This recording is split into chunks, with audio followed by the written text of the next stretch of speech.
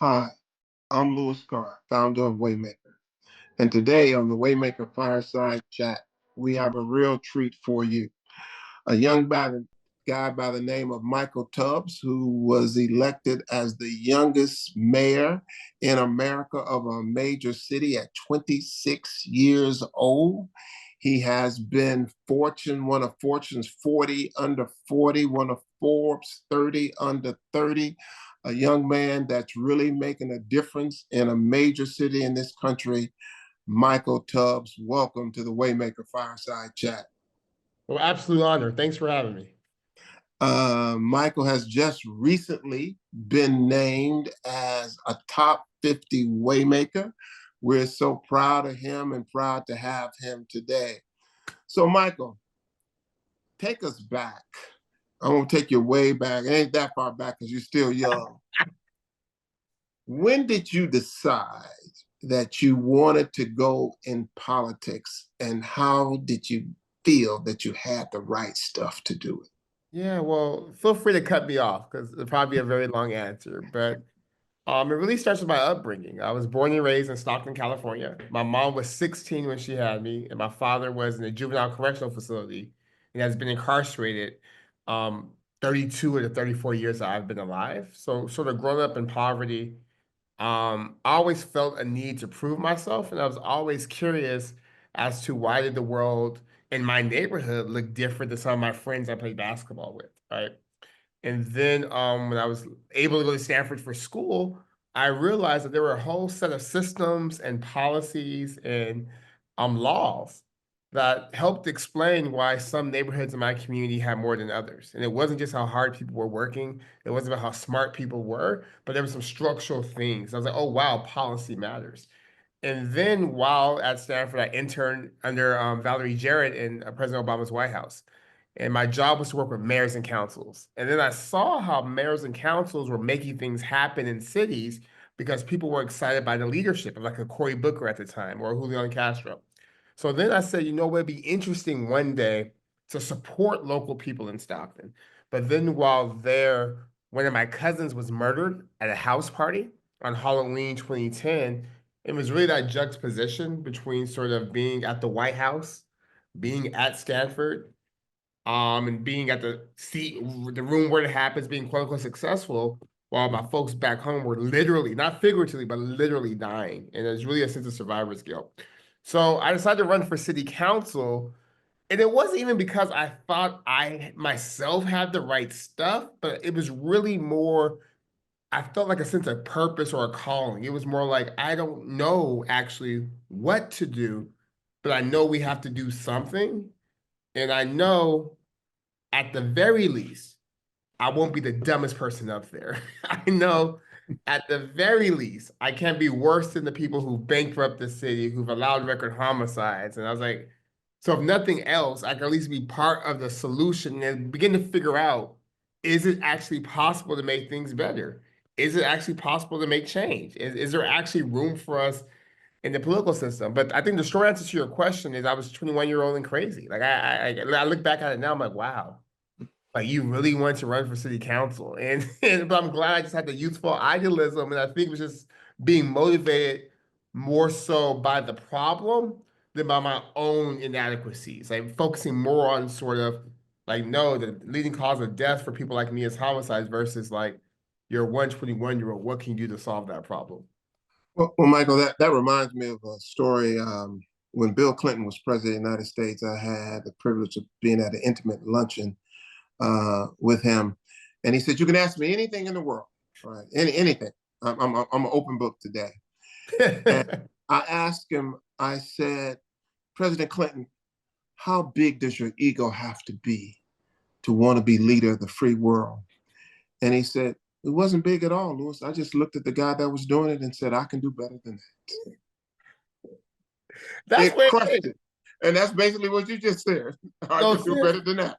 Well, but I think my whole life, I've always, when you grow up a certain type of way, you think that folks who have more resources or have more authority is because they have more intelligence or more skill. That is And I correct. very, very, very, very rarely have found that to be the case. I'm like at Stanford, we'd be in class and folks would say dumb stuff. And I'm like, and your dad's a professor. And that's what, so I think I've learned that oftentimes we compare ourselves like an ideal, but to your point, we should probably compare ourselves to the other human who's currently doing it. If at least that's good, you're fine. So Michael, when you entered Stanford, was politics on your mind? Was serving the community on your mind? You know, Stanford is a pretty special school now. Yeah, no, I've always been interested, I think, in like making the world better just from growing up in church. My Mhm. grandmother would have us every week go to the convalescent homes and talk to the older folks there and serve food. We would be hungry and be at the food shelter passing out food or giving out clothing, etc. So that service was always a part. So I thought I would do service, but I never thought it'd be a full-time gig. Like when I got into Stanford, my mom was excited. She was like, "We hit the jackpot. Now you're gonna go make some money. I'm gonna be a doctor or a lawyer." And in fact, when I was at Stanford, I interned at Google for 4 months, but right before the White House. I loved that actually more than the White House because they had free food and snacks, and the work wasn't that hard. I was like, this is like, you're not hurting the world, free food, lots of activities, cool people, and you're not like trying to solve like hunger and violence and poverty. So I actually enjoyed it. So I thought I would work at a Google or I thought I'd be like a consultant. One of my good friends started Snapchat the same year I was running for city council. So I was seeing like all this other stuff happen. So it wasn't like literally if my cousin had not been murdered, there's no way I would have ran for office, at least so early. Like I was really focused on sort of being a lawyer, being a consultant, working in tech, and just making money because I felt that having money would give me the ability to help my family and also help the causes I care about. But then I would say, but at Stanford, I think the biggest lesson was that there are folks my age who had just no ceiling on their dreams. Like I would meet with people, I would be at parties with people who are talking about getting gold medals at the next Olympics, Mhm. or people who are talking about disrupting social media or disrupting this whole and like and like I was like, wow, and it's so different from Stockton, where I think oftentimes people's aspirations are leveled by just like the harshness of reality. But at Stanford, nothing seemed unattainable. Like folks just had big dreams all the time, and I think that gave me the courage to dream and the ability to see beyond. I'm like, well, I mean, I'm not that much like the comparison thing. I'm like, well, if they could dream like that, why can't I? If they think they could run a company, why can't I be part of leading a city? So that leads into this thing I call vision. You know, Mm. how important is vision to people who live in communities that they can only see poverty and bad things around? How important is that? I mean, I think what the scriptures say, without vision, the people perish. I think it's because vision provides hope. It provides an opportunity to think about sort of what can be. And I think for me, I was blessed and sort of growing up in church, but also I read a lot growing up. And those books gave me a vision of the world that was different than the world I lived in. So I would spend time reading like Madeline L'Engle. So I was in I was in the Wrinkle in Time. I was in these other like my immediate experience wasn't the world I was always immersed in, but I was immersed in the worlds of other folks. So I think that really helped. I think that's why the importance of Waymakers is so important to give folks a model.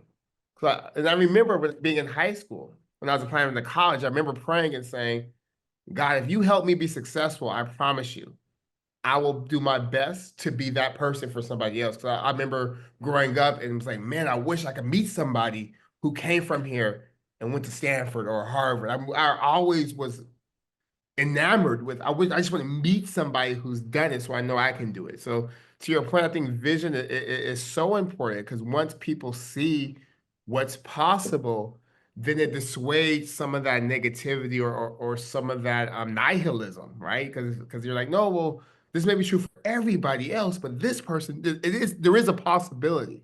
Yes. How do you use that in leading your administration? Because you're asking them to do some things that have Oh, never been done. Oh, all the time. Well, when I was mayor, I remember telling my team, because everything we try to do, whether it's sort of reducing homicides by not locking everyone up, but like giving people a chance to change, like a real chance, or doing the first basic income program in this country, or even though I got a lot of heat for this, ending the golf course subsidies, so like we could have money for libraries. My team's like, no one's done that. And I'm like, well, let's be very clear. People are expecting government to be different because they voted for a 26-year-old black dude. So if it's the same old, that like, what's the point of us being here? And also, I would tell my team, like, I'm sure it's impossible, but I'm impossible. Like I'm not, we literally are not supposed to be here. So that should give us confidence enough that we can do things that are beyond what conventional wisdom says. So I'll tell my team all the time that like, no, like you are, and then part of the work was about like how do we make it so that there's more Michael Tubbses? Like how do we make it so it's not just me? Like let's do this impossible work to make the impossible happen. Because I'm telling y'all, there's thousands of me's in this city who just need good schools, who just need to be safe, who just need a government that's actually working on their behalf. So no, that's always been and I think part of it, and my team would get annoyed with me when I would say this, I would say it's not that hard for you to do it for yourself. I'm just saying what's good enough for your family and your kids, and my family and my kids is good enough for everyone in the city's family and kids. And if it's not possible for your kid to have a good education and go to college, it should be possible for anyone's kid. If it's not, and I would make it like that. Like we're not talking about creating heaven on earth. We're talking about what you have. How do we make it so that everyone else at least has a shot to get it? Like how do we give everyone a fighting chance? Well, I use you and others as an example when I hear young people say, you can't be what you can't see. I Hmm. said, that's not true. You can be what you can see because you can be the first one. Yeah. And you were the first one. And there's so many examples in all fields, whether it's in entertainment, whether it's in politics, you're the first one.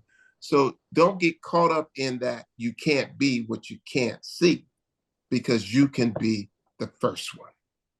So thank you for being that example. Tell us about some of the initiatives that you're working on right now. Yeah, so I really two things. One is a group called Mayors for a Guaranteed Income. So I was mayor of Stockton. We did the first guaranteed income program, which was giving $500 a month for 18 months for people, just to illustrate that if you give folks just a little bit of what they need, they can figure out a lot of the rest. And from that one pilot, we now have 160 mayors, 40 county officials. In fact, Cook County President Tony Pramwinkle, she leads Counties for Guaranteed Income. She's my neighbor. Oh, tell her I said hi. I will. I mean, she don't have a lot of friends, but I think we're friends. Like, she's not like the most like You know what? She be asking for money all the time, yeah, right? she about her business, but like, so working with Tony and others like that, we've been doing guaranteed income across this country, which really became sort of the model for the stimulus checks that happened during COVID, and the child tax credit was modeled after that work. And now I run a group also called End Poverty in California, and that's really focused on in California, where you have a Democratic governor, Democratic assembly, Democratic legislature, we still have the highest effective poverty rate in the country.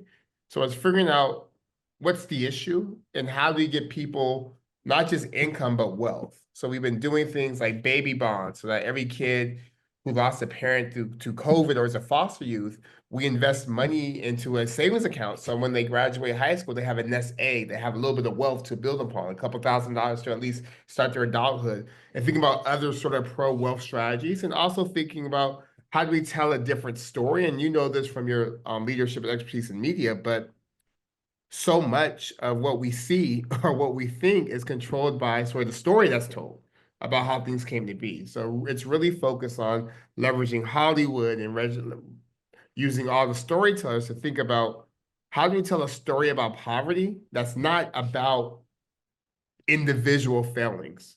Mhm. Because I know smart rich people and dumb rich people. I know smart poor people and dumb smart people. I know lazy rich people.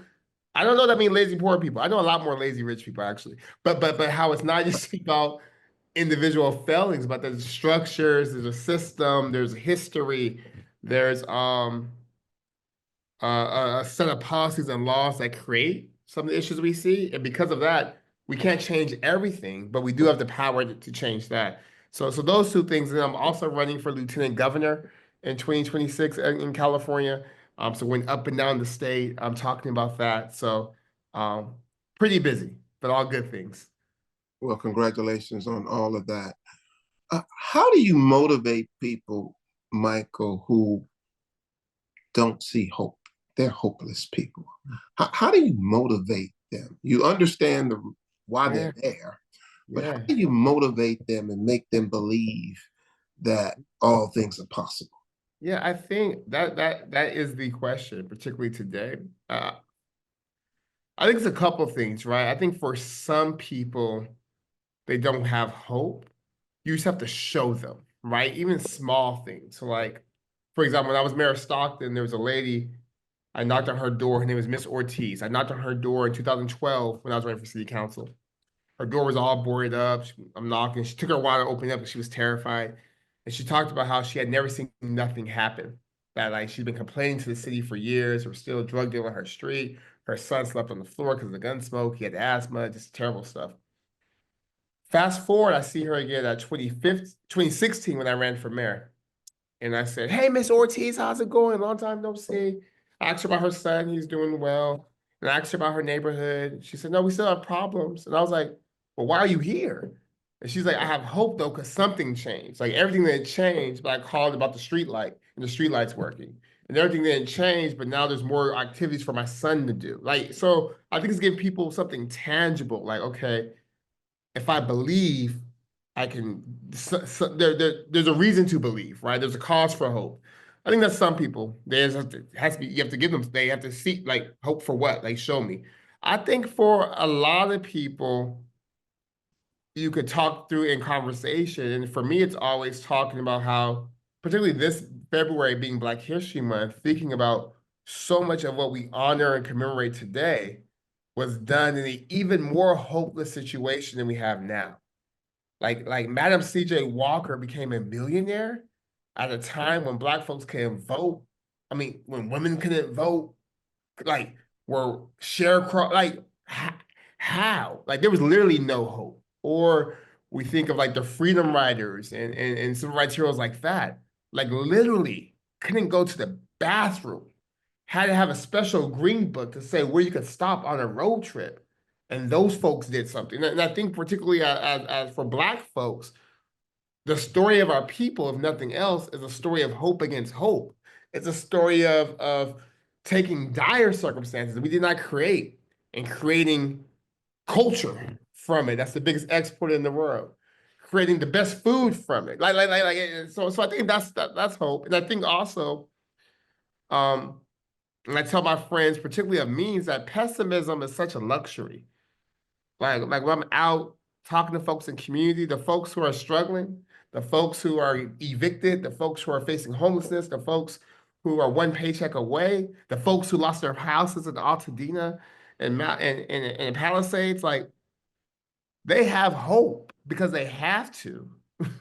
But I think oftentimes people who don't have hope, it's a luxury. Like it's a luxury to feel like, oh, it doesn't matter. It's a luxury to be not holistic. It's a luxury to think that nothing could change. And the last thing I would say is I think what I've learned as I've gotten older is that hope and faith are hope, faith, and the corollaries, like being hopeless and not having faith, are actually prophetic. Like if you don't have hope, you don't have hope. Like if you don't have hope, there is no hope.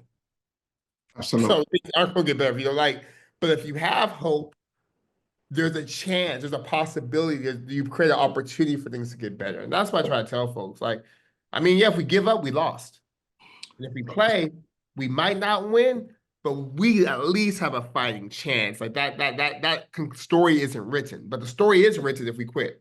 I mean, it was the game over. Like Right. you have decided the outcome already. Well, what we say, Michael, here is the game is being played whether you choose to get in it or not. The game is still going on. All right. Full speed.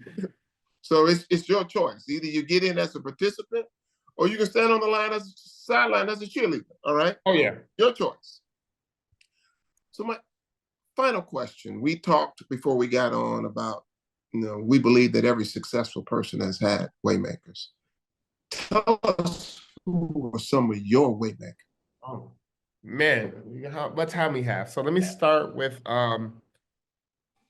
folks like physical people. My mom, my aunt, and my grandmother um have like, particularly now as a parent, and seeing how, despite the fact we didn't have money or they didn't have a lot of education and they weren't always perfect, I was really blessed in that they made me, my brother, and my cousins the priority. We were the priority. We were the agenda. There were no like trade-offs with career. There were no like social. It was like, we, as a parent now, I see that. I'm like, wow, y'all really had no life.